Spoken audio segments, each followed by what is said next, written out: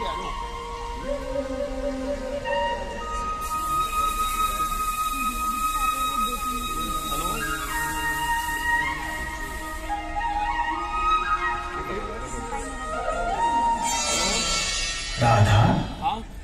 तुम कब आई? मैं यहाँ कब आई? ये तो स्वयं मैं भी नहीं जानती मोहन। तुम्हारी मुरली की धुन ज्यों ही मेरे कानों में पड़ती है, मैं अपनी सुध बुध खो बैठती हूँ और फिर इस बात का ध्यान ही नहीं रहता कि कब ये पांव तुम्हारी ओर खींचे चले आते हैं। सच राधे, क्या सचमुच इतना प्रेम करती हो मुझसे? हाँ मोहन, काश कि तुम मेरे हृदय की धड़कन को महसूस कर पाते, तो मेरे प्रेम की गहराई को जान जाते। तुम्हारे लिए मेरे मन में जो प्रेम है, वही मेरे जीवन का आधार है। आहा, कितनी सुंदर बात कही है तुमने। वास्तव में प्रेम केवल तुम्हारे ही नहीं, बल्कि समस्त प्राणियों के जीवन का आधार है। इसी प्रेम के कारण इस सृष्टि का अस्तित्व है। यदि सबके मन में तुम्हारी तरह प्रेम का संचार हो जाए, तो इस सृष्टि से हिंसा व अधर्म स्वयं ही समाप्त हो जाए। और इसी दिव्य प्रेम का संदेश देने के लिए मैंने इस मुरली को अस्त्र के रूप में धारण किया है। परंतु क्या माधव? तुम तो जानती हो राधिके कि मेरे इस अवतार के दो मुख्य लक्ष्य हैं। एक, प्रेम का संदेश फैलाना, तथा दूसरा, इस पृथ्वी से दुष्टों का संहार करके धर्म की स्थापना करना। और अब वह समय आ गया है कि मुझे मुरली छोड़कर अपने हाथ में सुदर्शन चक्र धारण करना होगा। क्या कहा? मुरली छोड़ दोगे? यदि मुरली छोड़ दोगे तो मैं जीवित कैसे रह पाऊंगी? ये पेड़ पौधे, ये पुष्प लताएं सब मुरझा जाएंगी। तुम्हारी गैयों का क्या होगा माधव, जो मुरली की धुन सुने बिना दूध ही नहीं देती? यमुना जी में लहरें कैसे उठेंगी मोहन? नहीं, तुम मुरली नहीं छोड़ सकते। हे मुरली मनोहर, तुम मुरली नहीं छोड़ सकते। राधे, तुम तो मेरी आह्लादनी शक्ति हो प्रिय।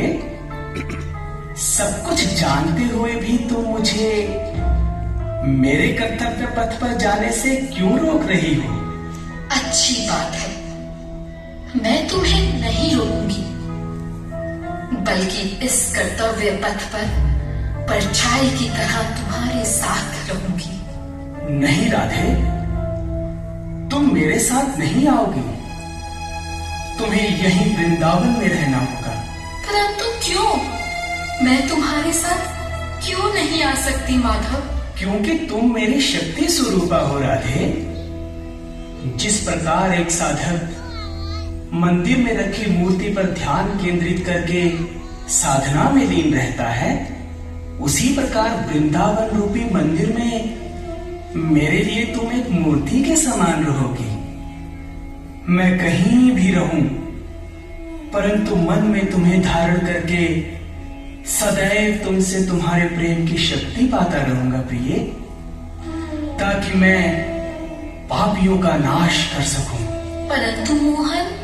नहीं राधे, नहीं, तुम्हें मेरी सौगंध। मुझे विदा करते समय तुम इन आंखों में अश्रु नहीं आने दोगी। देखो, आज शरद पूर्णिमा की रात है। चांद अपनी संपूर्ण कलाओं सहित आकाश में खिला है। फूलों की भीनी भीनी सुगंध से सारा वातावरण महक रहा है। मैंने तुम्हें और अन्य गोपियों को जो वचन दिया था, उसे पूरा करने का समय आ गया है प्रिय। ब्रज की इस पावन भूमि पर आज मैं अपनी अंतिम लीला करूंगा राधे, और युग युगांतर तक इसे रास लीला के नाम से जाना जाएगा।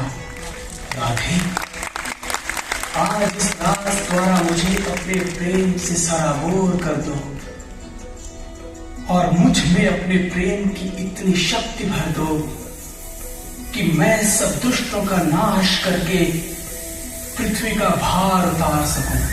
तो चलो मोहन, अपनी मुरली उठाओ और प्रेम की ऐसी धुन छेड़ो कि केवल राधा ही नहीं बल्कि संसार की समस्त प्यासी आत्माएं तृप्त हो जाए।